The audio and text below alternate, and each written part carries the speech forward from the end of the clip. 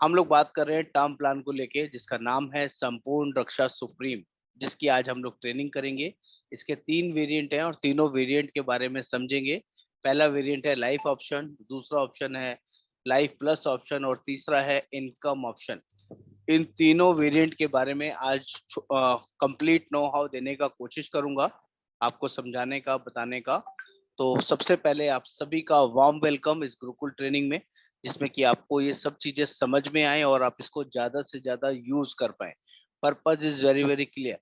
और आप लोगों को ये जानकर खुशी होगी कि टाटा अपने आप में एक बहुत बड़ा और जबरदस्त ब्रांड होने के साथ साथ अब नंबर 4 की रैंकिंग में आ गए। नंबर 4 टोटल कंपनी, जो प्राइवेट कंपनीज की बात करूं, तो नंबर 4 की रैंकिंग हमने लास्ट 5वीं रैंकिंग से 4th रैंकिंग पे आए हैं, जो अपने आप में एक बड़ा माइलस्टोन है। अभी हमारी वर्किंग नंबर 3 पर आने की है। तो इससे ऊपर की कंपनीज कौन कौन सी हैं उसके बारे में भी आपको बताऊंगा। ये नंबर 3, नंबर 4, नंबर 5 का गेम किस चीज से पता चलता है? वॉल्यूम से। कितना बड़ा वॉल्यूम कौन कंपनी करती है, उसके बेसिस पे ये अप एंड डाउन चलते रहते हैं। ठीक है।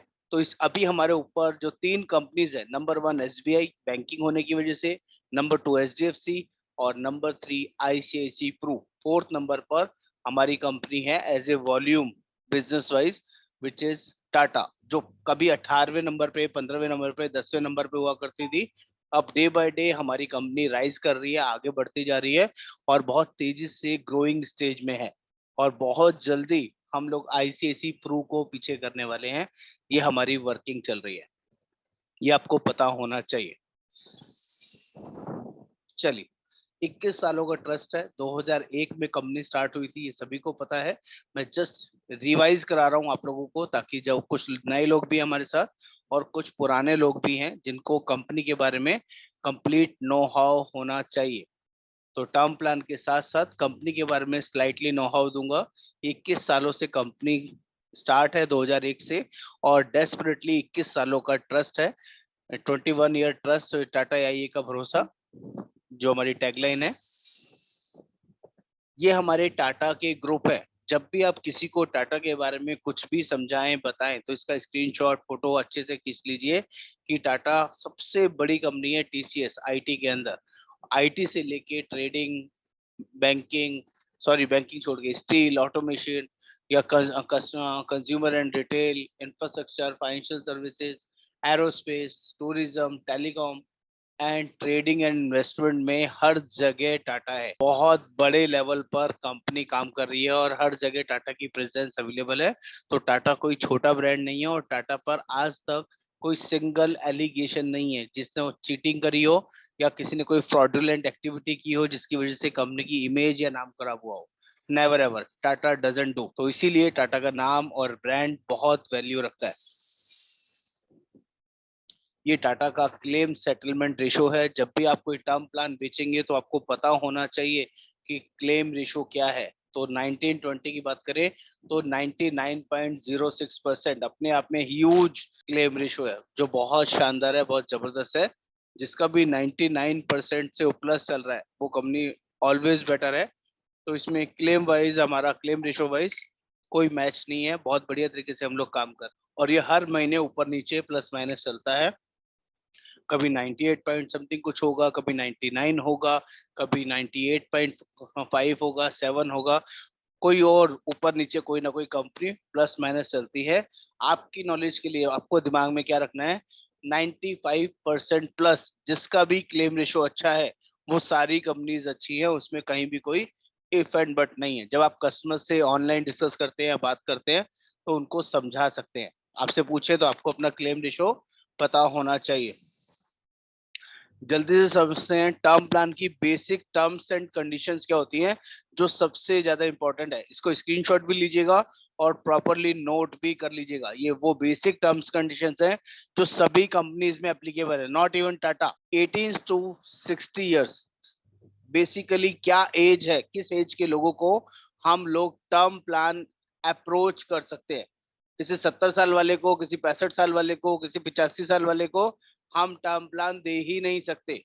तो please very very clear, 18 to 60 years हम लोग टर्म प्लान अप्रोच कर सकते हैं। ठीक है, ये ध्यान रखिएगा। नेक्स्ट, मिनिमम आईटीआर या इनकम, अर्नड इनकम लिखा है मैंने, एग्रीकल्चर इनकम या कुछ एक्सक्लूजन वाली इनकम अलाउड नहीं है। अर्नड इनकम की बात हो रही है, चाहे वो बिजनेस इनकम हो चाहे वो सैलरीड इनकम हो, मिनिमम 5 लाख प्लस होना चाहिए, तभी दे सकते हैं मिनिमम। और मैक्सिमम कोई ज्यादा किसी की आईटीआर है तो कोई फर्क नहीं पड़ता, आराम से दे सकते हैं। मिनिमम 5 लाख प्लस होगी तभी। 4,99,990 रुपए भी है आईटीआर, टर्म प्लान नहीं दे सकते। 4,99,999 रुपए भी है तो भी टर्म प्लान नहीं दे सकते। 5 लाख 1 रुपया प्लस आईटीआर होना चाहिए, ध्यान रखिएगा। बिना 5 लाख, और ये 2 साल की एवरेज होना चाहिए। एक साल में तो 5 लाख है, दूसरे साल में मान लीजिए 4.5 लाख है, नहीं मिलेगा। दोनों सालों का एवरेज आईटीआर 5 लाख प्लस होना चाहिए। यानी कि एक साल का 5.5 लाख है, दूसरे साल का 5 लाख रुपए है, तो 5.25 की एवरेज आ गई दोनों सालों की, तो मिल जाएगा। एक साल का 6 लाख है, अगले साल पिछले साल का 4 लाख है, तब भी मिल जाएगा। 6 और 4 10 होते हैं, 10 को 2 से डिवाइड कर देंगे तो 5-5 लाख की एवरेज हो गई, मिल जाएगा। 5 लाख कम होगा एवरेज तो नहीं मिलेगा। हाँ, salary slip is also okay, salary slip चलेगी, लेकिन सैलरी अकाउंट में आनी चाहिए, फॉर्म 16 होना चाहिए। बिना सैलरी अकाउंट में आए नहीं मिल सकती, कैश वाले लोगों को नहीं दे सकते। और ये ऑल ओवर द वर्ल्ड दे सकते हैं, इंडिया की बात छोड़ो, इंडिया के बाहर जो हमारे एनआरआई हैं उनको भी दे सकते हैं, ओसीआई है, ओवरसीज सिटीजन ऑफ इंडिया, उनको भी दे सकते हैं। तो बहुत सारे बाहर के लोग भी इंडिया में टर्म प्लान लेते हैं, क्योंकि टर्म प्लान इंडिया में सबसे सस्ता है। ये भी एक बहुत बड़ी मार्केट है। चलिए आगे देखते हैं। मिनिमम इंश्योरेंस कम से कम 50 लाख दे सकते हैं, और मैक्सिमम की कोई भी लिमिट नहीं है। एज पर उसकी जो इनकम है उसके अकॉर्डिंग आप दिया जा सकता है। इनकम का 20 टाइम्स मिनिमम दे सकते हैं, और 35 साल से कम है तो इनकम का 25 टाइम भी दे सकते हैं। 35 से ऊपर है तो थंब रूल चलेगा, ईयरली इनकम का 20 टाइम्स, ईयरली इनकम साल की इनकम का 20 गुना। अगर कोई साल में 10 लाख रुपए कमाता है तो उसका 20 गुना 2 करोड़ रुपए होगा, और 35 साल से कम है तो वो 2.5 करोड़ भी ले सकता है। ध्यान रखिएगा, ये बेसिक बेसिक टर्म्स है जो मैं आप लोगों के लिए लेके आया हूँ, इसको दिमाग में बैठा लीजिए, तो कभी भी टर्म प्लान बेचने में दिक्कत नहीं होगा। जो मैं बोल रहा था आपको, not allowed for rental income person, pensioners, tuition incomes, जो अननेसेसरी फेक आईटीआर बनवा लेते हैं, या एग्रीकल्चर इनकम, उन लोगों के लिए टर्म प्लान एप्लीकेबल नहीं है। किसी की मेन इनकम है, सैलरीड इनकम, बिजनेस इनकम, उसके साथ साथ ये वाली इनकम भी साथ में आ रही है, तो इसको हम लोग एक्सक्लूड कर देते हैं। इसको हटाने के बाद 5 लाख प्लस की इनकम आ रही है तो ही मिलेगा, अदरवाइज नहीं मिलेगा। मेरी बात आप सभी को समझ में आ रही है कि नहीं? बहुत बेसिक तरीके से समझाने की कोशिश कर रहा हूँ। यस नो चैट बॉक्स में डालते रहिएगा तो क्लियरिटी आपको मिलती रहेगी, बात समझ में आती रहेगी। बहुत सिंपल तरीका, बहुत से very very simple. Always to ask, जब भी कोई कोटेशन निकालनी है, कोटेशन से पहले आपके पास 4-5 चीजें मिनिमम होनी चाहिए। उसका नाम, उसका डेट ऑफ बर्थ, वो स्मोक करता है या नहीं करता है, और उसकी इनकम कितनी है, प्लस उसका टर्म कितना लेना है, कितने साल तक उसको अपनी लाइफ कवर करनी है, और पेमेंट रेगुलर ऑप्शन में लेना है या लिमिटेड ऑप्शन में, उसके बारे में भी बताऊंगा। रेगुलर ऑप्शन और लिमिटेड ऑप्शंस क्या होते हैं वो भी आपको आगे समझ में आएगा, लेकिन मिनिमम स्मोक पूछना है, वो स्मोकिंग करता है या नहीं करता है, इट इज मैंडेटरी, नहीं तो प्रीमियम का बहुत बड़ा फर्क पड़ेगा। पेमेंट ऑप्शन, उसे रेगुलर पेमेंट, सिंगल पेमेंट करनी है, 5 ईयर ऑप्शन करनी है, 10 ईयर ऑप्शन करना है, 12 ईयर ऑप्शन करना है, 60 ईयर्स ऑप्शन करना है, या रेगुलर ऑप्शन करना है। रेगुलर ऑप्शन का मतलब होता है जितने साल के लिए आप अपना रिस्क कवर कर रहे हैं उतने साल तक रेगुलर पेमेंट करेंगे। आज मान लीजिए किसी की 30 साल की एज है और वो 50 साल के लिए अपना लाइफ को इंश्योरेंस कराना चाहता है, प्रोटेक्शन प्लान, टर्म प्लान लेना चाहता है, तो 30 + 50 80 साल के लिए उसका इंश्योरेंस प्रोटेक्शन कवर मिल गया। तो 50 साल तक रेगुलर पे करता रहेगा तो उसको रेगुलर प्रीमियम बोलते हैं। लेकिन इंश्योरेंस 50 साल तक का हो और पेमेंट सिर्फ 5 साल करनी हो तो उसको लिमिटेड पे बोलते हैं। 5 साल पेमेंट करके साइड हो जाइए, इंश्योरेंस 50 साल तक चलता रहेगा। या आप पेमेंट 10 साल कर दीजिए, इंश्योरेंस 50 साल तक चलेगा। पेमेंट 12 साल कर दीजिए, इंश्योरेंस 50 साल तक चलेगा। अभी 30 साल एज है, मैं 60 साल तक की एज तक पेमेंट करना चाहता हूँ, यानी कि अगले 30 साल पेमेंट और करना चाहता हूँ, और मेरा इंश्योरेंस कवर 80 साल तक चले, 50 साल तक चले, 30 + 50 80 साल तक चले, तो ऐसा भी हो सकता है। आप अप टू 60 ईयर्स ऑप्शन भी कर सकते हैं।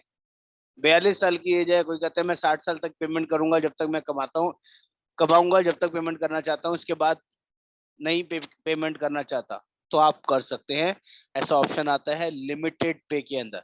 रेगुलर पे का मतलब होगा जितने साल की टर्म ली है उतने साल रेगुलर पे करना है, ध्यान रखिएगा। और रेगुलर पे को अवॉइड करिएगा, क्योंकि रेगुलर पे में most of the time customer का नुकसान होगा। कोई समझ पाएगा कस्टमर का नुकसान क्यों होगा? आज किसी की मान लीजिए 45 साल की एज है और वो 40 साल के लिए इंश्योरेंस कवर लेता है, तो टोटल कवर कितने एज तक हो गया? 85 ईयर्स। अब अगर उसने रेगुलर ऑप्शन ले लिया है, प्रीमियम मान लेते हैं 50,000 रुपए का प्रीमियम आ गया फॉर एग्जाम्पल, तो उसको 85 ईयर्स तक खुद से पे करना है। कितने लोग मानते हैं कि 60 के बाद, 65 के बाद, 70 के बाद वो कस्टमर, वो पर्सन खुद से पेमेंट करने की सिचुएशन में नहीं होगा? तो क्या उसका रिन्यूअल चलेगा? वो किसी भी साल भूला, किसी भी टाइम उसको याद नहीं रहा, किसी भी वजह से वो पेमेंट करने की सिचुएशन में नहीं हुआ, हॉस्पिटलाइज हुआ, बीमार हुआ, भूल गया, तो क्या उसका इंश्योरेंस कवर चलेगा? हेलो हेलो हेलो, जल्दी से फटाफट से बताइए। क्या रेगुलर ऑप्शन 70 के बाद, 75 के बाद, 80 के बाद, 85 के बाद आप खुद से मेमोराइज कर पाएंगे, खुद से कैपेबल होंगे क्या पेमेंट करने के? वाइफ, बच्चे या और कोई घर वाले आपका ध्यान रखेंगे, आपकी पेमेंट का ध्यान रखेंगे? इज इट पॉसिबल और नॉट? वो लोग अपनी लाइफ में इतने व्यस्त होंगे, इतने बिजी होंगे, आपके टर्म प्लान का ध्यान कौन रखेगा? मैं अपनी बात समझा पा रहा हूँ कि नहीं? तो अगर आपको टर्म प्लान को सक्सेसफुल बनाना है, अगर आपको टर्म प्लान को जेन्युइनली उसके लिए प्रॉपर्टी क्रिएशन बनाना है, तो उसको हमेशा लिमिटेड ऑप्शन ही प्रेफर कराना है, समझाना है। लिमिटेड ऑप्शन हमेशा समझा के बेचा जाता है, बिना समझाए बिकता ही नहीं है। जब कोटेशन देनी है तो रेगुलर ऑप्शन में दीजिए, और जब फाइनल करना है, कस्टमर के साथ बैठ के फाइनल करना है, तो लिमिटेड ऑप्शन में फाइनल करिए। मैं अपनी बात समझा पाया आप लोगों को? बात समझ में आ रही है कि नहीं? जल्दी जल्दी प्लीज फटाफट बताइए, जो मैंने अभी बोला आपको मेरी बात समझ में आई कि नहीं?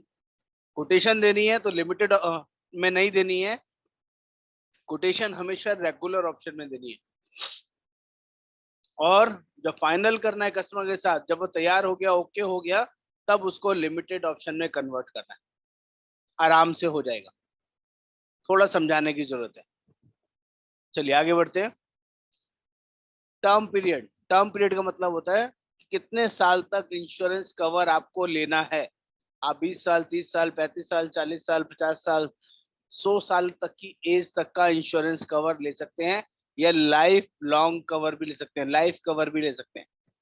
लिमिटेशंस खत्म, जब भी दुनिया से जाएंगे तब भी आपकी फैमिली को सर्टेन अमाउंट मिल जाएगा। ऐसा ऑप्शन भी अवेलेबल है, 100 साल की एज तक का ऑप्शन भी अवेलेबल है। जो लेना चाहे, रेगुलर ऑप्शन मैंने बता दिया आपको, जितने साल का टर्म रहेगा उतने साल रेगुलर पेमेंट करने को रेगुलर ऑप्शन बोलते हैं। लिमिटेड ऑप्शन मैंने समझाया आपको कि पेमेंट कम साल करना है और इंश्योरेंस कवर ज्यादा साल तक रहेगा, उसको लिमिटेड ऑप्शंस बोलते हैं। वो सिंगल पे भी हो सकता है, लोग बोलते हैं मैं एक ही बार में पेमेंट करता हूँ और मेरा कवर 30 साल, 40 साल, 50 साल तक रहे, ऐसा भी हो सकता है। लेकिन सिंगल पे बेचने में आपको सबसे बड़ा नुकसान है, उसमें सिर्फ आपको जो कमीशन मिलेगा ओनली 2% मिलेगा। तो कभी भी सिंगल पे नहीं बेचना है, हमेशा 5 पे, 10 पे, 12 पे बेचिए। और 10 और 12 बेचेंगे तो ज्यादा बेनिफिट है आपके लिए भी और कस्टमर के लिए भी, उसके लिए रीजनेबल रहेगा और आपका पे आउट मैक्सिमम रहेगा, इसलिए भी आपके लिए अच्छा है। एजुकेशन, ये भी बहुत इंपॉर्टेंट है, यहाँ पर भी बहुत सारे लोग गलती करते हैं। मिनिमम 12th इज रिक्वायर्ड, 12वीं से कम किसी भी कंपनी में प्रपोजल एक्सेप्ट होगा ही नहीं। अगर कोई 10वीं है, 11वीं है, 8वीं है, 5वीं है, तो उनको पॉलिसी दे ही नहीं सकते हैं। ये बेसिक मैंडेटरी सिचुएशंस हैं जो आपको पता होनी चाहिए, और ज्यादातर लोग भूल जाते हैं कस्टमर से उसकी एजुकेशन पूछना। अगर आपने नहीं पूछी, हो सकता है उसकी आईटीआर ज्यादा हो, उसका इनकम ज्यादा हो, उसकी वर्किंग ज्यादा हो, और आपको पूछने में शर्म लगे, और आपने गलती से नहीं पूछा, और जिस टाइम उसकी टेली वेरिफिकेशन होगी, जब ये केस पेमेंट होने के बाद फाइनेंशियल अंडरराइटिंग में जाएगा, कस्टमर से डिस्कशन होगा, डॉक्टर्स का, अंडरराइटर का, और वहां पर पता चलेगा कि वो तो क्वालिफाइड ही नहीं है, पढ़ा लिखा ही नहीं है, अनपढ़ है, 5वीं है, 8वीं है, 10वीं है, उसने बता दिया, आपका केस रिजेक्ट हो जाएगा। आपकी सारी मेहनत, आपका सारा वर्किंग सब जीरो हो जाएगा। कुछ स्पेशल केसेस में ही एजुकेशन को लेके लीवे मिलता है कि 10वीं 8वीं ना 12वीं ना होके 10वीं 11वीं है। वो जब जब कोई हाई नेटवर्थ वाला कोई पर्सन हो, जिसकी 15 लाख, 20 लाख, 25 लाख, 50 लाख, 1 करोड़, 5 करोड़ की इनकम है, 10 करोड़ की साल की इनकम है, तो ऐसे लोगों के लिए एजुकेशन का थोड़ा सा कंसिडरेशन लिया जा सकता है। नॉर्मल लोगों के लिए नहीं एप्लीकेबल है, ध्यान रखिएगा। एजुकेशन की वजह से आपका केस मिस नहीं होना चाहिए, वो आपको पहले ही आरएनडी करके रखना है, पहले ही बात करके रखना है, ताकि आपको नुकसान ना हो। हाउ मच इंश्योरेंस अवेलेबल, ये मैंने अभी आपको समझाया। जो भी उसकी एनुअल इनकम है, उसका मैक्सिमम 20 टाइम्स दिया जा सकता है। अगर किसी की एज 35 साल से कम है, तो इसका इनकम का 25% गुना भी दिया जा सकता है। अगर किसी की 10 लाख इनकम है तो 2 करोड़, और 35 से कम है तो 2.5 करोड़ तक। किसी की 50 लाख रुपए की इनकम है तो उसका 20 गुना, 10 करोड़ तक का इंश्योरेंस उनको आराम से दिया जा सकता है। ये बेसिक क्राइटेरिया सभी को समझ में आ रहा है कि नहीं? अभी तक मेरी कोई बातें समझ पा रहे हैं कि नहीं? रमैया जी, इनकम प्रूफ नहीं चाहिए होता, लेकिन अगर कस्टमर सामने से बोल दे कि मेरी एजुकेशन कम है, तो कंपनी इनकम प्रूफ वो मांगेगी, एजुकेशन प्रूफ मांग सकती है, तो केस डिक्लाइन हो जाएगा, पॉलिसी नहीं मिलेगी।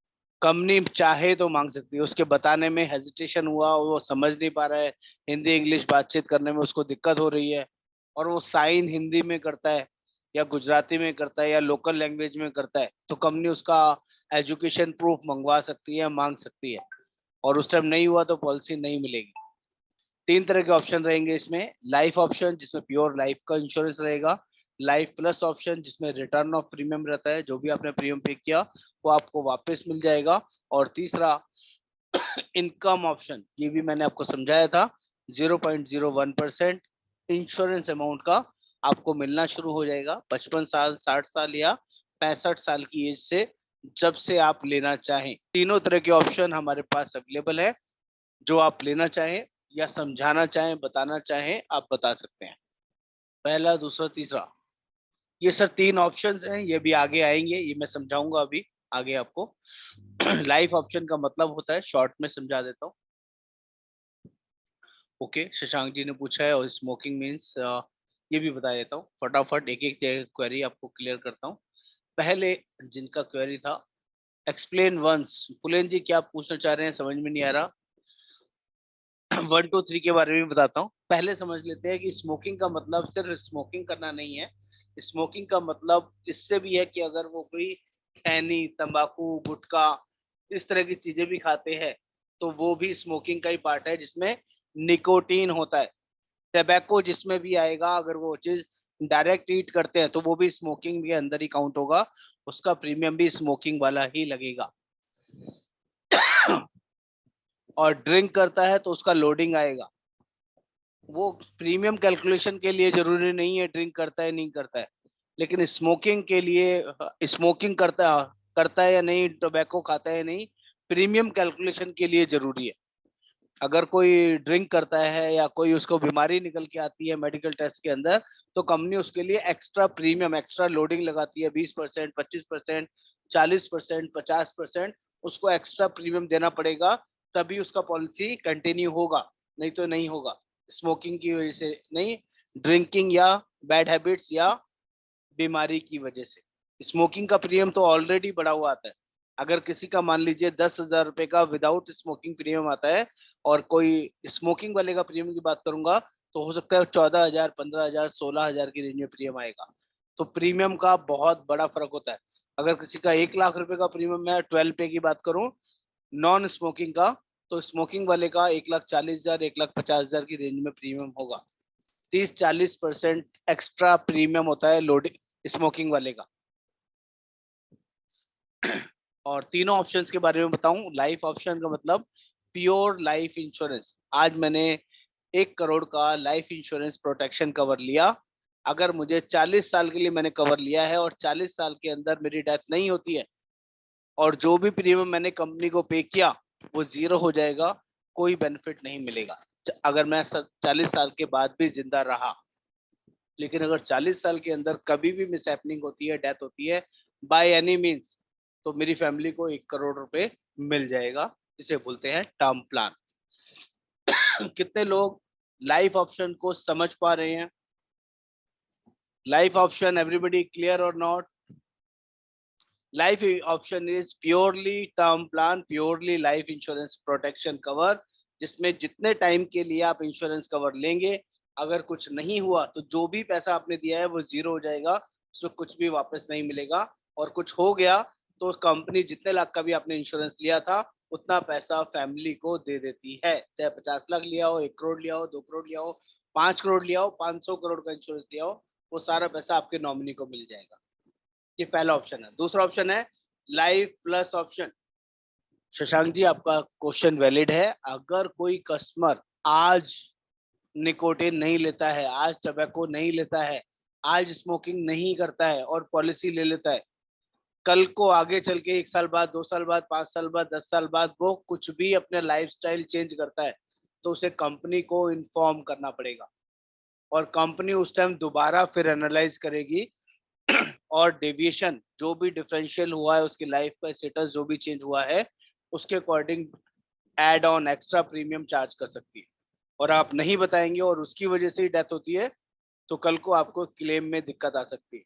ज्यादा स्मोक करने की वजह से कुछ प्रॉब्लम हो गया और रीजन मेन निकोटिन ही निकला, स्मोकिंग ही निकला, तो फिर ये आपने हाइडिंग करी कंपनी के साथ, तो फॉल्ट इज योर्स, क्योंकि पॉलिसी आपने जो ली है नॉन स्मोकिंग करके ली है।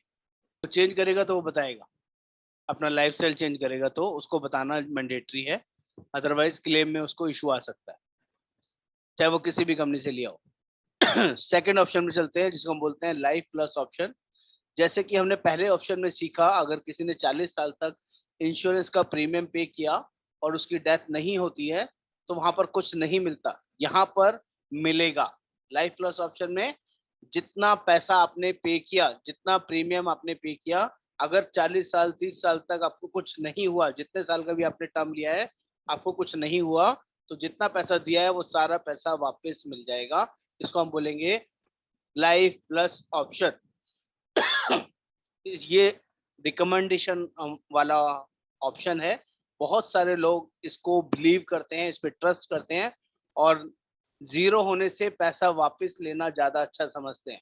क्योंकि यहाँ जब हम 12 पे में प्रीमियम में बात करेंगे ना, अगर किसी का 12 पे का ऑप्शन, मान लीजिए 50,000 रुपए का प्रीमियम आ रहा है लाइफ ऑप्शन में, जिसमें प्योर इंश्योरेंस है, 50,000 का प्रीमियम आ रहा है, वही चीज अगर हम उसको लाइफ प्लस ऑप्शन दे देंगे तो 55 या 58,000 रुपए का प्रीमियम आएगा, 5-7 हजार रुपए एक्स्ट्रा प्रीमियम जाएगा।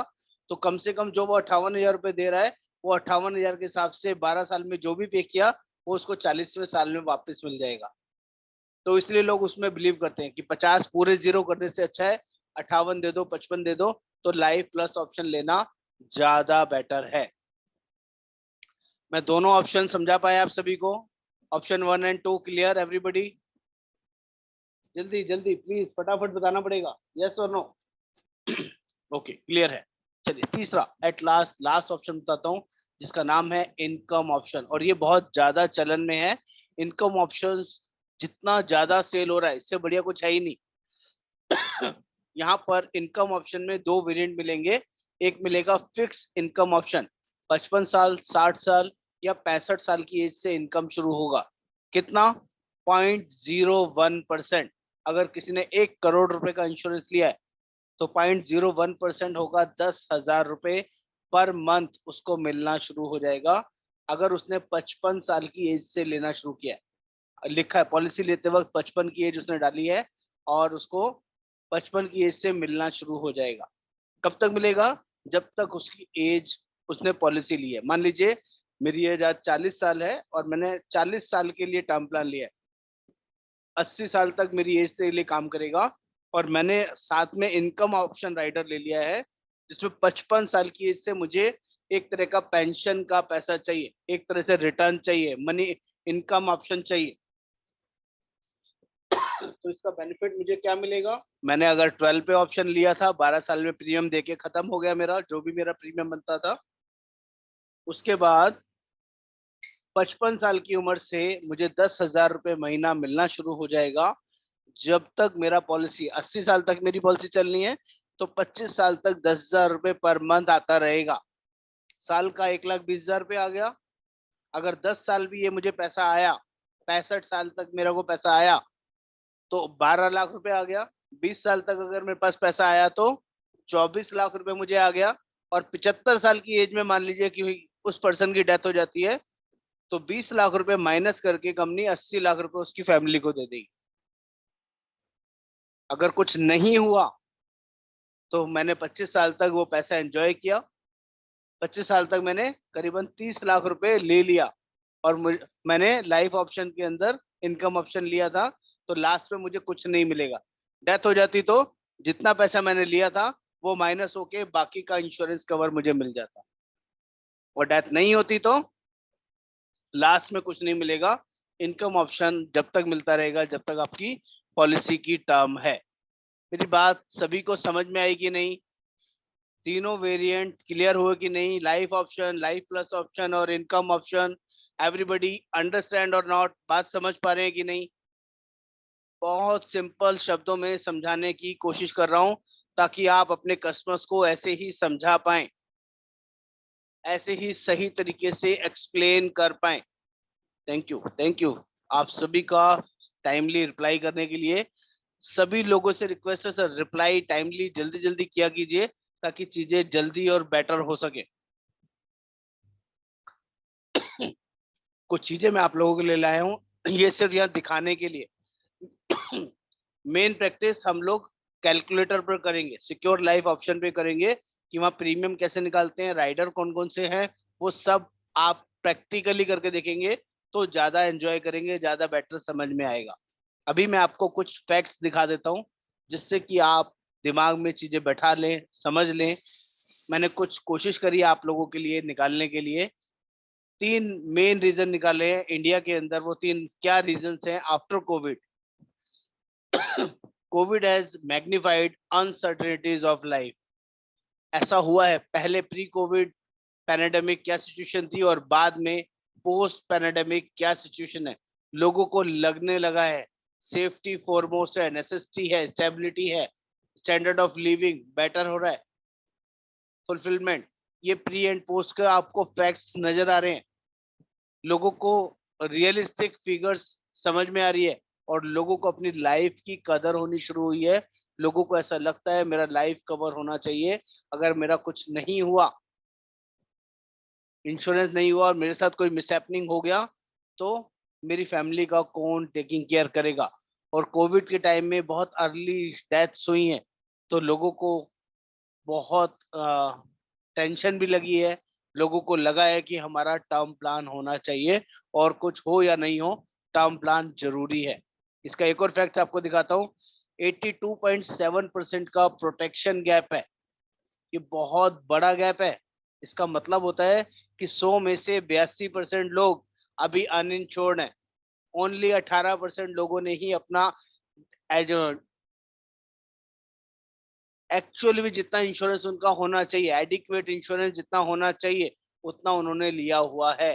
बाकी 83% लोग अभी भी अनइंश्योर्ड है इंडिया में। ये बहुत बड़ा फिगर है, बहुत बड़ा गैप है। Indians do not have adequate life cover. It is a fact. 82.7% protection gap out of 100 required to meet, and eventually Indian consumer have only 17.3% insurance. यानी कि आपके पास ह्यूज ह्यूज ह्यूज स्कोप है लोगों को प्रोटेक्ट करने का।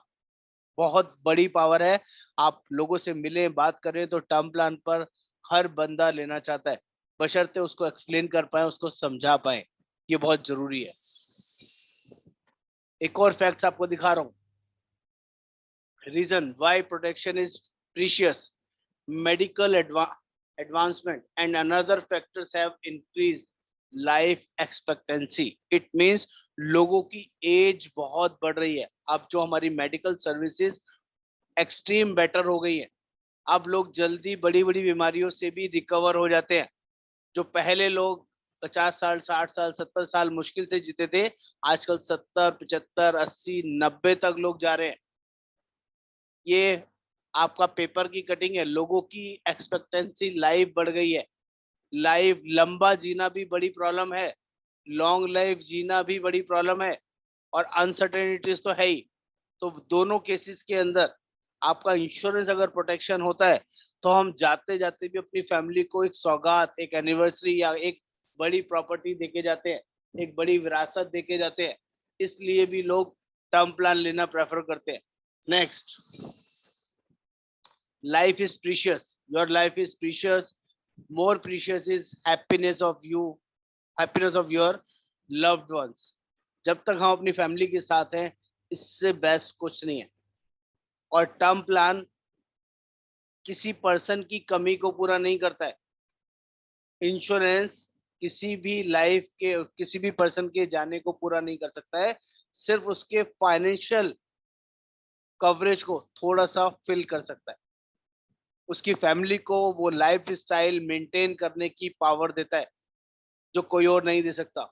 आज आप कितने भी अच्छे हो अपने परिवार में, अपने भाई के साथ, अपनी बहन के साथ, या किसी भी अदर फैमिली मेंबर्स के साथ, आप किसी दूसरे के परिवार की रिस्पॉन्सिबिलिटी जिंदगी भर की नहीं ले सकते। Protection is precious for you. Why protection is precious? उसका रीजन है, जब तक आप हैं अपनी फैमिली के लिए, कहते हैं ना कि आप अपनी फैमिली के लिए पूरी दुनिया है। ऐसे ही जब आप किसी कस्टमर के सामने बैठे तो ये डायलॉग बोलिएगा, याद रखिएगा, सर आप अपनी फैमिली के लिए पूरी दुनिया हैं। आपसे ही आपका परिवार चलता है, घर चलता है, और आप नहीं दिखते तो लोग, तो आपका परिवार बिखर सकता है। आपके बिना मैनेज नहीं हो सकता। जो आप डिसीजन ले सकते हैं अपनी फैमिली के लिए, बेस्ट डिसीजन, वो कोई और ले ही नहीं सकता, चाहे वो आपका कोई भी क्यों ना हो। ये वर्ड, ये लाइनिंग आपको बहुत हेल्प करेंगे। ये कैलकुलेशन मैं आपको समझा चुका हूँ। मेरा पर्पस यहाँ पर आपको बताने समझाने का है कि लोगों के साथ इमोशंस के साथ अगर प्रोटेक्शन सेल करेंगे, तो लोगों को उसकी वर्थ समझ में आएगी। एक बहुत बेसिक एग्जांपल आपको समझाने की कोशिश करूंगा। जब भी लोग आपको टर्म प्लान के अगेंस्ट आपसे कुछ बोले, या टर्म प्लान लेने में आनाकानी करें, या टर्म प्लान को टालें, 1 महीने बाद, 2 महीने बाद, 6 महीने बाद, अगले साल, 2 साल बाद, 5 साल बाद, अभी तो बहुत बिजी हूँ, किसी भी तरीके का बहाने बनाए, तो उसके साथ सिर्फ चाय पीने के लिए 5 मिनट का समय निकालें, और कोई इंश्योरेंस की बात ना करें। उसको बोले, बहुत बेसिक बेसिक सिखाने की कोशिश कर रहा हूँ। उसको बोले, सर मुझे किसी 5 बंदों के नाम बता दीजिए, किसी भी 5 ऐसे बंदों के नाम बता दीजिए जो आपकी एब्सेंस में आपकी फैमिली को आप जैसे मेंटेन कर रहे हैं वैसे मेंटेन करा सके। चाहे आपका सगा भाई हो, बहन हो, या कितने भी और जो 3-4 भाई हो, कोई भी, या फैमिली फ्रेंड्स कोई भी हो, जिसको आपको लगता है कि आपके बाद वो आपकी फैमिली को वैसे ही उसी लेवल पर मेंटेन रखेगा जो आज है। और अगर आपको ऐसा लगता है कि मेरे पास वो 4-5 लोगों के नाम है, तो आपको किसी टर्म प्लान की जरूरत नहीं है। किसी भी टर्म प्लान की जरूरत नहीं है, ये मैं आपको बोलता हूँ। और अगर आपके पास ऐसा नहीं है, आपको लगता है सब लोग अपनी अपनी फैमिली के लिए सर्वे सर्वा है, मेरी फैमिली का कौन ध्यान रखेगा, तो आपको आज ही टर्म प्लान लेना चाहिए।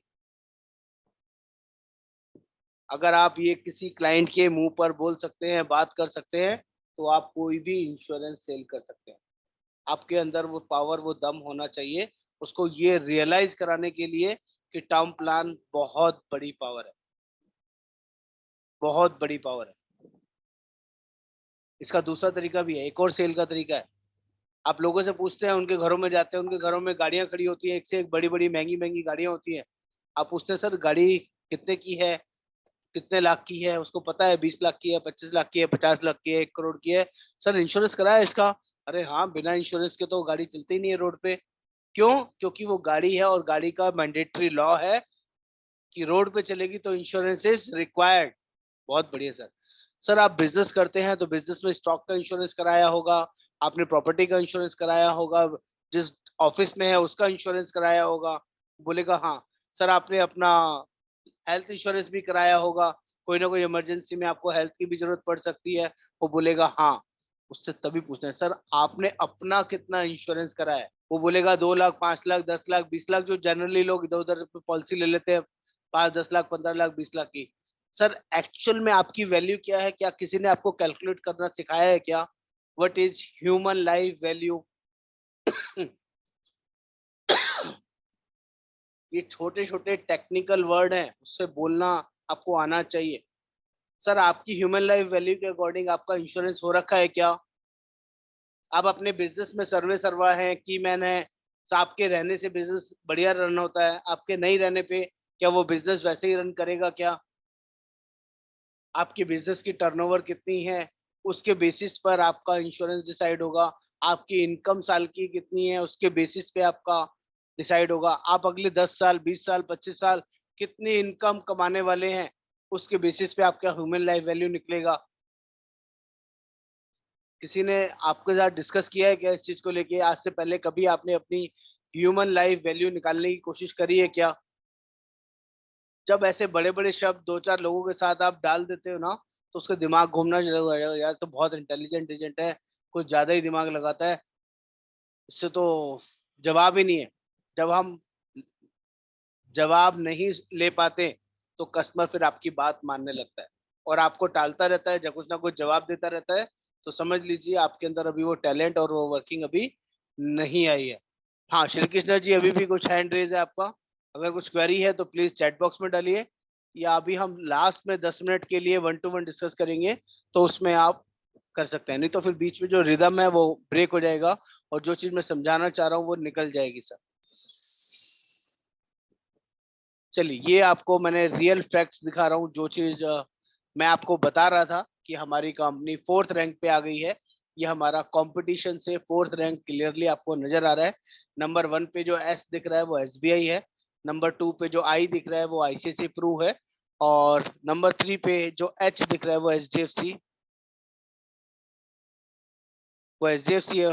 नहीं, ये कुछ और नाम दिख रहा है, वो मैं चेक करके बता दूंगा आपको। और 4th नंबर पे हमारा टाटा है। अच्छा, बजाज एलियांज है, बीए मीन्स 3rd नंबर पे बजाज एलियांज है और 4th पे हमारा टाटा है। 5वें नंबर पर एचडीएफसी है, हम एचडीएफसी से आगे हैं। ये हमारा और कंपनी का विजन है, सर्विंग द सोसाइटी, मैक्सिमम लोगों को प्रोटेक्ट करके सर्व करना है। ये कंपनी का विजन है, ये इस फॉर्मेशन में कंपनी काम कर रही है। Protection is very very important. What makes us the first choice of our consumer, ये वो डिटेलिंग है जिसके बेसिस पर कंपनी एक्सट्रीमली राइज कर रही है। और हमारा क्लेम सेटलमेंट, या हमने इतने लोगों का इंश्योरेंस किया है, 66 लाख लोग हमारे पॉलिसी होल्डर्स हैं, और 4,28,000 कुछ बहुत ब्लर हो रखा है। इसका क्लियर प्रिंट आउट मैं आपको दूंगा तो उसमें ज़्यादा आपको समझ में आएगा। 4 आवर्स का हमारा क्लेम प्रोसेस है। कहीं कहीं अगर जिसके डॉक्यूमेंटेशन प्रॉपर है, सब कुछ सही है, तो 4 आवर्स में भी हमने क्लेम सेटलमेंट किया है। और रैंक नंबर 5 है ऑल इंडिया नंबर पे। जब पहले हमारा जो रैंकिंग था 5 था, अभी 4 हो गया है। ये हमारे स्पेशलिटीज है, ये आपको पता होने चाहिए। नेक्स्ट, ये हमारा मेन प्लान है जिसके ऊपर हम लोग अभी बात कर रहे थे, संपूर्ण रक्षा सुप्रीम। और इसमें कई सारे एडिशनल फीचर्स हैं, डिटेलिंग है। ये सब जब हम लोग अभी समझ चुके हैं, और डिटेलिंग राइटर्स हम अलग से समझेंगे जब इसका कोटेशन निकालेंगे, वर्किंग करेंगे। ये लाइफ ऑप्शंस के अंदर टीटीआई बंडल अब नहीं है। टीटीआई का मतलब होता है टर्मिनल टोटल इलनेस, अभी कंपनी ने हटा रखा है। आप 50 लाख मिनिमम दे सकते हो, और एज पर अंडरराइटर एलिजिबिलिटी, जितनी उसकी एलिजिबिलिटी होगी उतना कवर मिलेगा। 50 लाख से 2.25 करोड़ तक आराम से मिल जाता है एज पर इनकम और एजुकेशन लिमिट्स के बेसिस पे। और highly competitive whole of life option हमारे पास अवेलेबल है। और minimum sum insured 60 lakh to 50 is reduce. अब पहले 60 लाख होता था, अब कम से कम 50 लाख कंपनी ने कर दिया है, और आराम से 2.25 करोड़ तक दे सकते हैं। इससे ज्यादा भी चाहिए तो आपका आईटीआर या इनकम सपोर्ट करना चाहिए, तो इसके ज्यादा भी हम लोग दे सकते हैं। ये लाइफ ऑप्शन में बेंचमार्किंग है, ये आपके साथ शेयर कर रहा हूँ, इसको ध्यान से समझने की कोशिश करिएगा कि हमारा जो प्राइसिंग है, जो हमारा प्रीमियम आता है, ये बाकी कंपनी से सस्ता है या महंगा है, आपको यहाँ से समझ में आएगा। अगर हम लोग रेगुलर प्रीमियम की बात कर रहे हैं, आरपी का मतलब होता है रेगुलर प्रीमियम, इसके ऊपर लिखा है 12, इसके ऊपर लिखा है 10, इसके ऊपर लिखा है 5। तो आरपी में देखते हैं सबसे नीचे, तो एसआरएस। अगर हम एच की बात करेंगे तो एच मतलब होता है एचडीएफसी, आई की बात करेंगे तो आईसीआईसीआई। एच और दोनों मेन कॉम्पिटिटर हमारा एचडीएफसी से और आईसीआईसीआई से है। तो जहां पर भी 100% से ऊपर की परसेंटेज आ रही है, तो आप वहां समझ जाइए कि यहाँ पर प्रीमियम हमारे प्रीमियम से 28% ज्यादा है, यानी कि हम 28% सस्ते हैं। और जहां पर भी 100% से नीचे की फिगर आ रही है, जहां पर भी 90, 95, 80, 89, 75 कोई फिगर आ रही है, तो समझिए हमारे प्रीमियम से वो लोग सस्ते हैं। एचडीएफसी कहीं कहीं सस्ता है और कहीं कहीं आईसीआईसी सस्ता है, लेकिन बहुत सारी जगह हम लोग सस्ते हैं। बहुत सारी जगह हम लोग सस्ते हैं जहां पर हमारा नाम नहीं लिखा है, लेकिन ये दोनों कंपनीज की वर्किंग दी हुई है। 35 साल की एज पे, 35 ईयर्स की एज पे प्रीमियम कैलकुलेशन दिया गया है। अगर आरपी की बात करें तो हम सबसे नीचे की टेबल से स्टार्ट कर रहा हूँ। 50 लाख के लिए तो 128% एचडीएफसी में आता है और आईसीआईसी में 107%। तो हम दोनों पैरामीटर में सस्ते हैं। नेक्स्ट कॉलम में बात करें, जहां पर 75 लाख का है तो 102% और 96%। तीसरे पैरामीटर में बात करें 1 करोड़ में, तो 95% और 89%। यहाँ पर रेगुलर ऑप्शन में वो दोनों कंपनीज हमसे 5% और 11% सस्ती है, अलग अलग लेवल में। आईसीसी तो ये थोड़ा बहुत 19-20 चलेगा, कभी हम सस्ते होंगे, कभी वो सस्ते होंगे, लेकिन प्राइसिंग 5 to 7%, 8%, 9%, अगर डिफ्रेंसिएशन आ रहा है, प्रीमियम में फर्क आ रहा है, तो कोई बहुत बड़ा फर्क नहीं है। लेकिन फर्क 30-40%, 28%, 35% आ रहा है, तो बड़ा, बहुत बड़ा फर्क है। आपको वहां समझने का जरूरत है। जैसे 12 पे की बात करेंगे तो 125% एचडीएफसी में आ रहा है, 100% हमारे बराबर आ रहा है कहीं कहीं 12 पे में। और 1 करोड़ की बात करेंगे तो 93%, यानी कि 7% सस्ता है। 2 करोड़ की बात करेंगे 95%, लगभग बराबर है। 3, 4, 5% कोई बहुत बड़ा प्रीमियम का फर्क नहीं है। ऐसे ही आपको दिखाने के लिए मैंने टेबल निकाली है, ताकि हमारी बेंचमार्किंग कहाँ पर है, हमारे प्रीमियम कितने महंगे हैं, कितने सस्ते हैं, आपको इससे अंदाजा लग जाए। ऐसे ही लाइफ प्लस ऑप्शन के अंदर मैंने वर्किंग करके दी है, वहां पर भी 109%, 105%, 104%। और जो रेगुलर प्रीमियम ऑप्शन में है, कहीं कहीं कुछ कंपनियां हमसे सस्ती भी हैं। एच और आई, एच मतलब H D F C, ICIC, I मतलब आईसीआईसी, तो वहां पर उनके प्रीमियम कहीं कहीं हमसे सस्ते भी है। लेकिन बाकी कंपनीज के अंदर ये जो ऑप्शन मिलता है 30 सालों का मिलता है, हमारे यहाँ 40 साल का मिलता है। इसलिए भी हमारा प्लान ज्यादा बेटर है, ज्यादा बढ़िया है। रिटर्न ऑफ प्रीमियम हमारे यहाँ 40 साल तक मिलता है, और बाकी सारी कंपनीज के अंदर मैक्सिमम 30 ईयर्स तक ही ऑप्शन मिलता है। इसलिए उनका प्रीमियम थोड़ा सस्ता है। हमारे यहाँ 40 साल का होता है, इसलिए थोड़ा प्रीमियम महंगा है। सारी वर्किंग सेम है यहाँ पर भी, जो भी हमने लाइफ ऑप्शन में समझी थी, सेम वर्किंग यहाँ पर भी है। फॉर्मेशन सब कुछ सेम रहती है। बस ये ध्यान रखना है, लाइफ प्लस ऑप्शन जब भी मिलेगा जब मैक्सिमम 40 साल तक की टर्म हो। अगर 40 से ज्यादा की टर्म आप किसी कस्टमर को देंगे, लाइफ कवरेज 40 साल से ज्यादा का देंगे, तो प्लस ऑप्शन नहीं मिलेगा। मैक्सिमम 40 साल तक मिलेगा। किसी की 30 साल है तब भी 40 साल, किसी की 40 साल है तब भी 40 साल, किसी की 50 साल है तब भी 40 साल। 40 साल से ज्यादा, 85 ईयर्स के बाद लाइफ प्लस ऑप्शन मिलता ही नहीं है। लास्ट में नीचे लिखा हुआ है, एज 85 से ऊपर की एज पे लाइफ प्लस ऑप्शन नहीं मिलेगा, टिल 85 ईयर्स तक मिलेगा। वाई शुड फोकस, फोकस का रीजन दिया हुआ है कि जो कस्टमर पैसा दे रहा है वो वापस पैसा मिल रहा है, ये बहुत बड़ा रीजन है जिसकी वजह से लोग इस प्लान को प्रेफर करते हैं और इसको लाइक करते हैं। लाइफ प्लस ऑप्शन मतलब रिटर्न ऑफ प्रीमियम, ये बहुत सेल होता है, इस पर थोड़ा फोकस करेंगे तो ये अच्छा बिकेगा। Last option at last at least not ला एट लास्ट नॉट लीस्ट, इसमें 5 साल से लेके 15 साल तक का पीपीटी का हम ऑप्शन ले सकते हैं, या टिल 60 ईयर ऑप्शन भी ले सकते हैं। सिंगल पे में ऑप्शन ये नहीं मिलता है, ध्यान रखिएगा। और मैक्सिमम एंट्री एज 60 साल तक अलाउड है, 60 से ऊपर के बंदे को हम दे ही नहीं सकते, ठीक है। और इसमें 3 तरह के ऑप्शन रहेंगे, 55, 60 और 65। किसी भी एज पे हम विड्रॉल कर सकते हैं।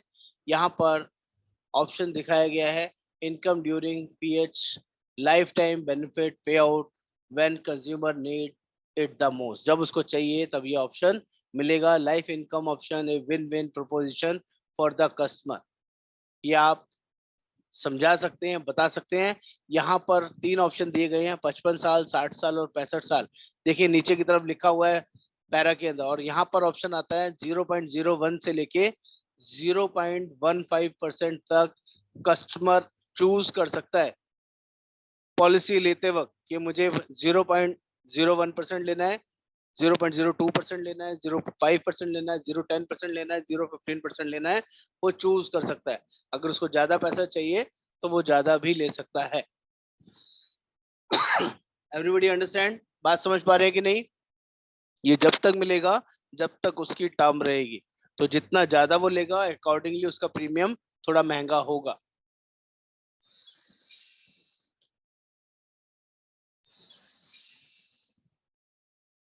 ये बेसिक नटशेल में मैंने आपको समझाने बताने का कोशिश किया, जिसमें आपको ये पता चलना चाहिए कि हम टर्म प्लान किसको दे सकते हैं और हमारी कंपनी किस रैंकिंग में है, और प्रीमियम कैलकुलेट करने के लिए बेसिक क्राइटेरिया हमारे पास क्या होना चाहिए। बहुत सारे लोगों को यही गलती लगी रहती है, वो हर एक बंदे को टर्म प्लान अप्रोच करते हैं चाहे वो एलिजिबल है या नहीं। ये भी पूछने की कोशिश नहीं करते कि कितने साल की आपको टर्म चाहिए, ये भी पूछने की कोशिश नहीं करते कि आप स्मोक करते हैं या नहीं करते, और ये भी नहीं पूछते हैं कि रेगुलर ऑप्शन देना है या लिमिटेड ऑप्शन देना है। तो मेरी बात कितने लोगों को समझ में आई, कितने लोगों को नहीं समझ में आई, काइंडली जल्दी से रिप्लाई करें, बताएं। अब मैं आप सभी को हैंड रेज करने का ऑप्शन देता हूं, जो लोग भी कुछ पूछना चाहें, अनम्यूट करके बात करना चाहें तो वो भी कर सकते हैं। 10 मिनट हम लोग इस पर डिस्कशन करेंगे। प्रीमियम निकालना किसी को नहीं आता है तो आई कैन गाइड अगेन, कोई ऐसा इशू नहीं है। हाँ शैलेंद्र जी, हैंड रेज किया आपने, अनम्यूट करिए, बोलिए। जी सर, मेरा एक क्वेश्चन है। जी सर, जैसे आईटीआर हम लोग 5-5 साल का मांग रहे हैं, 5 लाख का। जैसे मान लीजिए जो हमने पॉलिसी दी तब वो 5 लाख कमा रहा है, आईटीआर है उसके पास 2 साल का 5-5 लाख का, और उसके बाद नहीं है, अर्निंग नहीं है, तो फिर उसका क्लेम मिलेगा क्या? हाँ मिलेगा सर, नौकरी किसी की भी छूट सकती है, बिजनेस किसी का भी शट डाउन हो सकता है। पॉलिसी जी लेते वक्त उसके साथ ये दिक्कत है क्योंकि टर्म प्लान में ना इनकम रिलेटेड नहीं है। टर्म प्लान बेसिकली प्रोटेक्शन है, जिस टाइम आप ले रहे हैं उस टाइम अर्निंग होने चाहिए। कंपनी को ये लगता है कि जिस टाइम आप अर्निंग है उसका प्रीमियम आप पे कर सकते हैं कि नहीं, कैपेसिटी जी भी आपकी है या नहीं। इलिटरेट लोग, अनपढ़ लोग, बिना पढ़े लिखे लोगों को कंपनी देना ही नहीं चाहती है, जी क्योंकि वो हो सकता है फिर कहेंगे हमें फ्रॉड कर दिया हमारे साथ, हमने तो सेविंग के लिए पैसा डाला था, ये कौन सा इंश्योरेंस दे दिया, हमें तो समझ में ही नहीं आ रहा। तो उनकी लॉजिक्स अलग हो सकते हैं, उनका आईक्यू लेवल, उनका लॉजिक लेवल डिफरेंट हो सकता है, इसलिए मिनिमम 12th की कंडीशन डाल रखी है कंपनी ने। ठीक है शैलेंद्र जी, आई होप मैं समझा पाया आपको।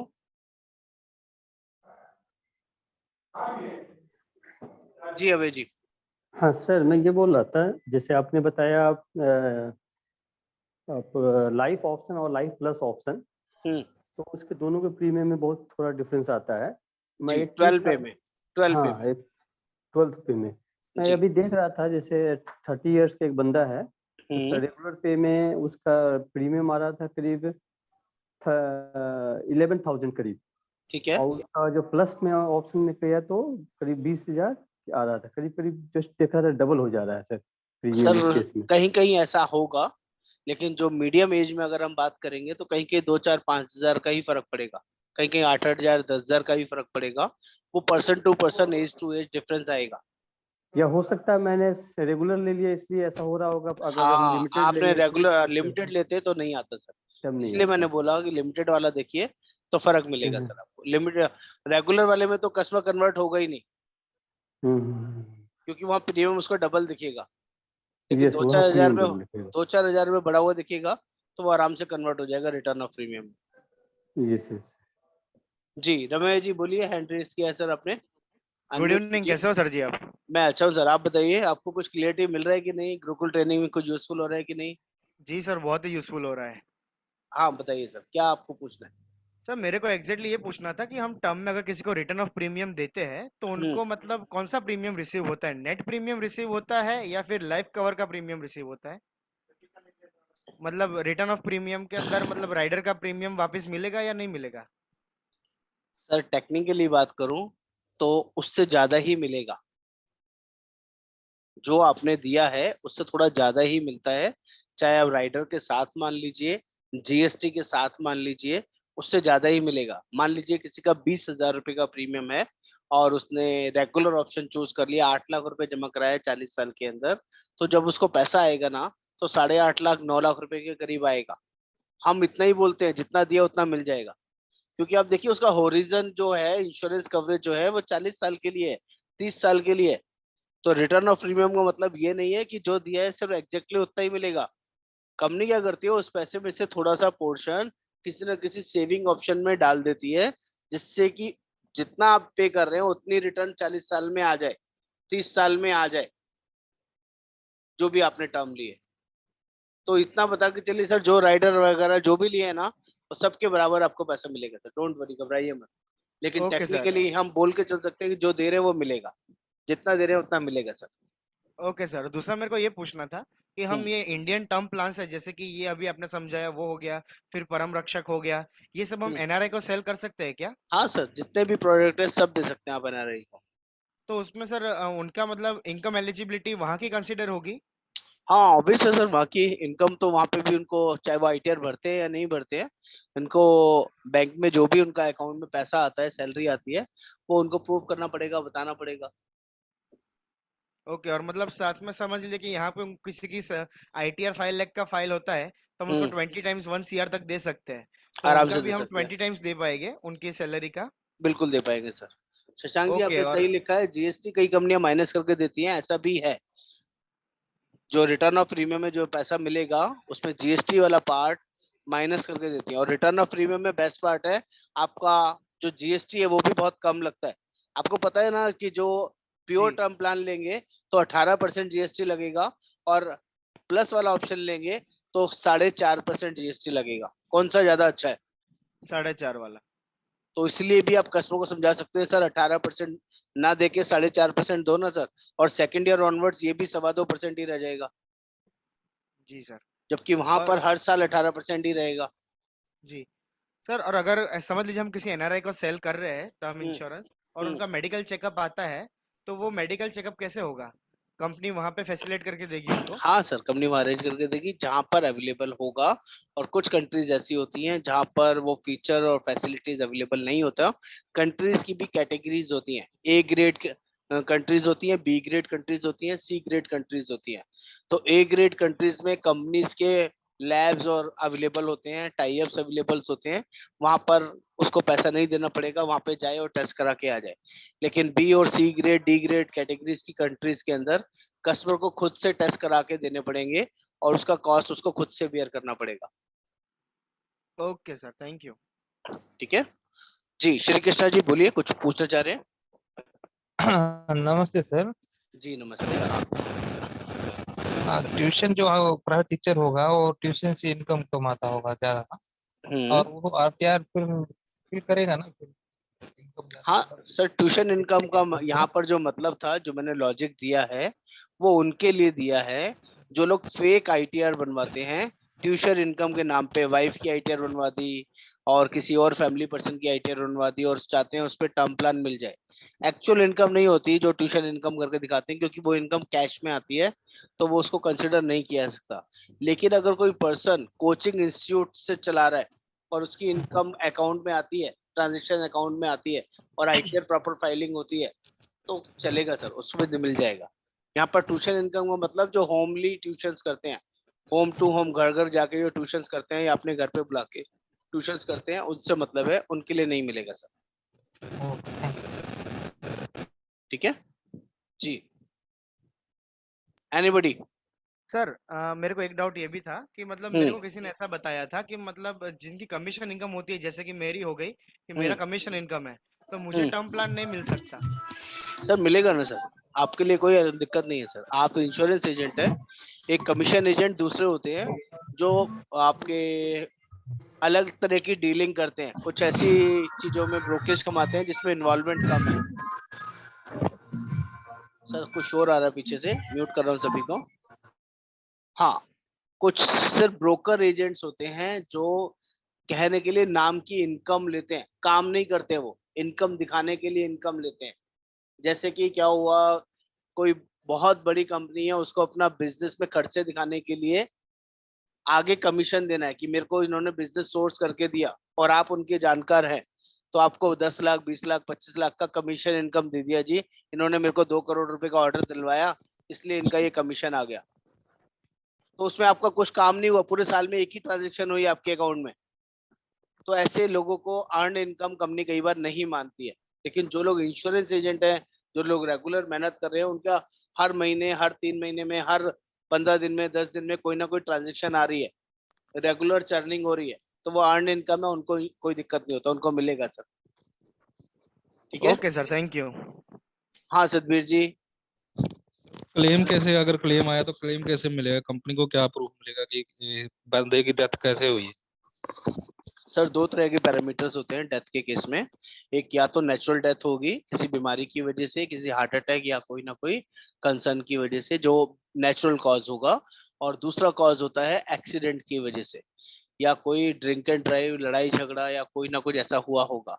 तो जो भी कॉज है, पहले अगर नेचुरल कॉज है तो उसका डेथ सर्टिफिकेट चाहिए होगा, और उसके बेसिस पे रिलेटेड उसके पेपर चाहिए होंगे, नॉमिनी की डिटेल चाहिए होगी, और विद इन 10-15 डेज में उसका पैसा आ जाएगा। कॉज नॉर्मल है। अगर कॉज एक्सीडेंटल है, ड्रिंक एंड ड्राइव केस है, नहीं मिलेगा। खुद ड्राइव कर रहे हैं और ड्रिंक कर रखी थी, लीगल ऑफेंस किया हुआ, नहीं मिलेगा। अगर कोई सुसाइड है, 1 साल के बाद सुसाइड भी कवर है, इसमें कवर हो जाएगा। अगर कोई लड़ाई झगड़ा, गोली, मर्डर ऐसा कुछ हुआ है, तो ये प्रूव होना चाहिए वो पर्सन उन चीजों में इन्वॉल्व नहीं था, वो कोई दादा टाइप, वो बदमाशी टाइप या कोई इलीगल एक्टिविटी में शूटर काइंड ऑफ पर्सन नहीं था, तो मिलेगा सर। किसी भी रीजन, कई बार होता है ना, किसी के झगड़े में कोई और बंदा बीच में आ गया और वो मारा गया, तो मिलेगा सर। इनोसेंट होगा, 100% मिलेगा। आपका एफआईआर चाहिए होगी, पुलिस वेरिफिकेशन रिपोर्ट चाहिए होगी, जो उसकी बेसिक रिक्वायरमेंट है, डॉक्यूमेंट्स है, वो चाहिए होंगे। नेचुरल क्लाइमिटी में भी मिलेगा, बाढ़ आ गई, तूफान आ गई, सुनामी आ गई, तो और वहां पर ये बंदा प्रूव होता है कि वो वहां गया था, और उसका एविडेंस किसी भी गवर्नमेंट रिकॉर्ड में उसका नाम नंबर आ गया, फादर के नाम के साथ ये डिटेल कि ये बंदा एक्सपायर हुआ है, इस वजह से हुआ है, उसको दिखाने से भी कंपनी क्लेम सेटलमेंट कर देती है। ठीक कुछ है और? जी। मैं ये पूछा है, जैसे घर में किसी की डेथ हो जाती है, उसके लिए उसको डॉक्टर सिर्फ की रिपोर्ट मिलेगी कि? नहीं sir, only death certificate required है। ठीक है जी। ठीक है। हाँ, ठीक। शशांक जी बोलिए। हेलो शशांक, हाँ जी बोलिए सर। सर जी, मैं पूछ रहा था सर कि जैसे सर रिटर्न ऑफ प्रीमियम है तो बहुत सारा कंपनी वो माइनस जीएसटी बिल माइनस करके देते हैं, तो इसमें भी जीएसटी बिल माइनस करके मिलेगी या टोटल अमाउंट मिल जाएगी? हाँ सर, जीएसटी माइनस होगा, जो भी है। जनरली सब जगह माइनस होता है, यहाँ भी माइनस होगा, क्योंकि जीएसटी में अभी लॉ आया हुआ है कि कोई भी पेमेंट अगर ऐसे जा रहा है तो उसमें जीएसटी माइनस होगा। सभी कंपनीज इसको फॉलो कर रही है, तो क्योंकि सर जीएसटी के इन्वॉल्वमेंट्स हैं। तो सर अभी आपने बोला सर कि जैसे जैसे हम लोग बोलेंगे जितना आपने पे किया उतना ही मिलेगा, पर आप बोल रहे थे सर कि जो भी ज्यादा मिलेगा, तो सर जीएसटी अमाउंट अगर ज्यादा वो पे मिक्स ऐड करके पे करता तो सर उसका प्रीमियम ज्यादा हो जाएगा ना, सर ऐसा मतलब होता टोटल है, पेड अमाउंट उनका ज्यादा हो जाएगा। आप अपनी तरीके से सोच रहे हैं, मैं आपको प्रैक्टिकली एक्सपीरियंस की बेस से बता रहा हूँ। कभी भी रिटर्न ऑफ प्रीमियम का जो वर्किंग बनता है ना, कंपनी आपके कुछ पैसे को इन्वेस्ट करती है मार्केट के अंदर। तो जो कंपनी को आपको कमिटमेंट दिया हुआ है, जो आपने प्रीमियम पे किया है, वो आपको वापस देना है, तो वो कहीं पे भी कम से कम ऐसी जगह इन्वेस्ट करेगी जहां पर 4%, 5% का गारंटेड रिटर्न आएगा, 6% का गारंटेड रिटर्न आएगा। तो जब आप उसको 40 साल के लिए इन्वेस्ट कर रहे हैं, 30 साल के लिए इन्वेस्ट कर रहे हैं, जो भी आपने टर्म्स ली हुई है, तो वो पैसा अपने आप इतना बड़ा मल्टीप्लाई हो ही जाएगा। आप कहीं पे भी रख के देख लीजिए, बेसिक कम से कम इंटरेस्ट में भी, तो भी वो रिटर्न आपको वो वाली दे जाएगा जो आपको चाहिए। Okay sir. इसलिए कोई नुकसान नहीं होगा सर, डोंट वरी, कस्टमर का कोई ओके नुकसान नहीं होगा। हाँ Ramesh. Okay sir.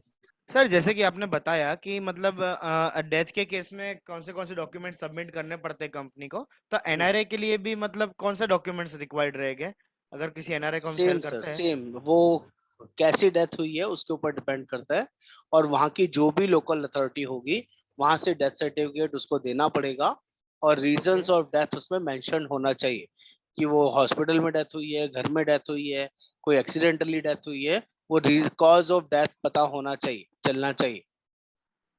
Okay sir, मतलब ऐसे कोई मतलब कोई एक्स्ट्रा डॉक्यूमेंट की कोई जरूरत नहीं अगर एनआरआई है बेसिक तो? बेसिक डॉक्यूमेंट है सर, कुछ भी ऐसा अलग नहीं चाहिए। हर जगह की कोई ना कोई अथॉरिटी तो होगी ना सर, हर कंट्री में कोई ना कोई रूल तो फॉलो होता होगा।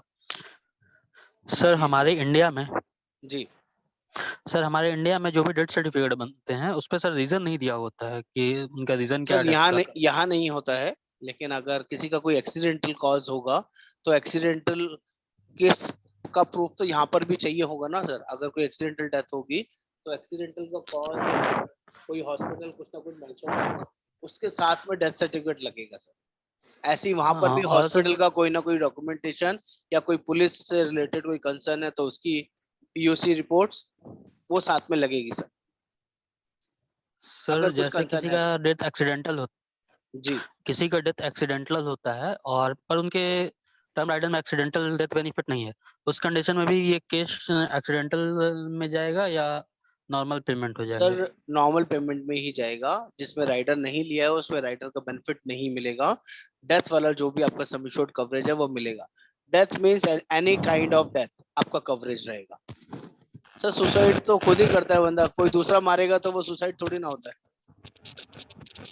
तो सर आपको मान लीजिए आज मेरे को ना कोई बिजनेस में लॉस हो गया, और मैं अपना प्लान करके अपना लाइफ इंश्योरेंस कर लेता हूँ 5 करोड़ रुपए का, मेरी आईटीआर उसको सपोर्ट करती है, और कोई 5 करोड़ का मुझे इंश्योरेंस दे देता है और मेरे को मिल भी जाता है, मैं फिट एंड फाइन। लेकिन मुझे प्लान करके लिया है क्योंकि मुझे तो 1 साल के बाद सुसाइड ही करना है। सुसाइड कौन करेगा? खुद करेगा बंदा। अगर कोई फैमिली मेंबर, कोई और यार दोस्त उसको मारेगा तो वो मर्डर होगा, सुसाइड नहीं होगा। अगर वो 1 साल के बाद सुसाइड भी कर लेता है, मैक्सिमम बिजनेस लॉस की वजह से, घर की टेंशन की वजह से, या किसी भी रीजन से, तो भी उसकी फैमिली को 5 करोड़ रुपए मिल जाएगा।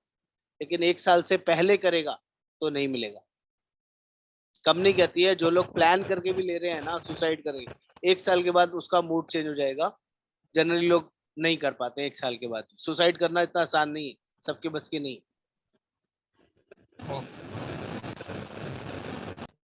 हेलो। जी हाँ, बोलिए श्रद्धा जी। हाँ सर, 40 साल के बाद समझो 50 साल का कोई बंदा है तो उनको भी 20 टाइम्स से मिलता है इनकम के, या फिर उनका कुछ हाँ, ये है? सभी का यही क्राइटेरिया है, 20 टाइम्स का ही क्राइटेरिया, ईयरली इनकम का 20 टाइम्स। ओके, और ये जो मेडिकल होता है तो वो कौन सी एज से होता है? उसका कुछ पर्टिकुलर है या? हर एक एज पे होता है टर्म प्लान के अरे अंदर जनरली। ओके कंपनी की चॉइस है, बिलो 35 कई बार कंपनी बिना मेडिकल टेस्ट के भी पॉलिसी इशू कर देती है, ओके सिर्फ जनरल टेली वेरिफिकेशन के बेसिस पे। अदरवाइज 20 साल, 22 साल, 25 साल की एज में भी मेडिकल टेस्ट मैंडेटरी है, क्योंकि टर्म प्लान में इंश्योरेंस कवरेज बहुत बड़ा होता है, तो कंपनी रिस्क नहीं लेना चाहती, इसलिए सबका मेडिकल टेस्ट कराती है। Okay okay sir, thank you. और ओके सर जी। जी एक दिन वो नीड एनालिसिस है ना, तो वो भी मतलब फैक्ट फाइंडिंग कैसे सामने वाले से बात करते हैं वो भी बता दीजिए, मतलब जरूर, पर उसका। हाँ ओके, बिल्कुल थैंक बताऊंगा। यू। ओके जी, थैंक यू। एनीबडी और कोई डाउट और कोई क्वेरी, या मैं समझूं आज की मीटिंग सक्सेसफुल रही, आप लोगों को बात मेरी समझ में आई, चीजें अंडरस्टैंड कर पाए आप लोग, तो क्लियर हैं? तो मेरी छोटी सी रिक्वेस्ट है, जो मेरा हमेशा सभी से रहता है, मुझे व्हाट्सएप पे आपका जेन्युइन फीडबैक चाहिए कि आज हमें टर्म प्लान को लेके मैक्सिमम क्लियरिटी मिली, उसको हमने समझा। सिक्योर लाइफ आपके पास एक टूल है, उस पर आप मैक्सिमम कोशिश कीजिए अलग अलग लोगों का कोटेशन निकालने का, life option, life plus option और इनकम ऑप्शन, तो आपको और बेटर अंडरस्टैंडिंग मिलेगी। Bye bye, take care, thank you so much. मुझे फीडबैक चाहिए।